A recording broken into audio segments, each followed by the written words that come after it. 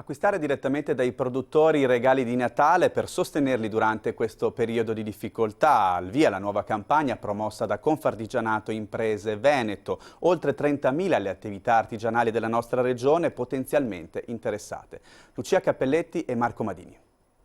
Una campagna all'insegna dello slogan "Compra e regala artigiano", a promuoverla via social sul proprio profilo Facebook Confartigianato Veneto, che ha scelto così di sostenere i suoi associati in vista del periodo natalizio. Auspichiamo con questa campagna Compra e regala artigiano di invitare tutti i nostri veneti a comprare prodotti nostri, prodotti degli artigiani, prodotti fatti con le mani, ma soprattutto mantenere questa filiera importante dell'economia veneta in questo periodo molto difficile che stiamo vivendo. Quasi 2 miliardi la spesa natalizia sostenuta lo scorso anno dai veneti in prodotti e servizi tipici dell'artigianato, moda e accessori, articoli per la casa, beni e servizi per la cura alla persona, prodotti alimentari.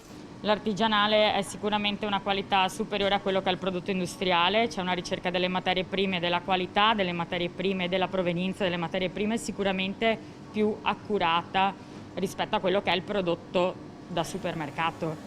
Per tutte queste realtà il 2020 è stato un anno difficile. Nella pasticceria alle porte di Padova, aperta da Lisa e dal fratello nel 2017, il calo del fatturato è stato importante, ma si spera proprio nel periodo natalizio per vedere la tanto attesa ripartenza. Abbiamo già ricevuto degli ordini da famiglie, da privati e anche da aziende, per fortuna.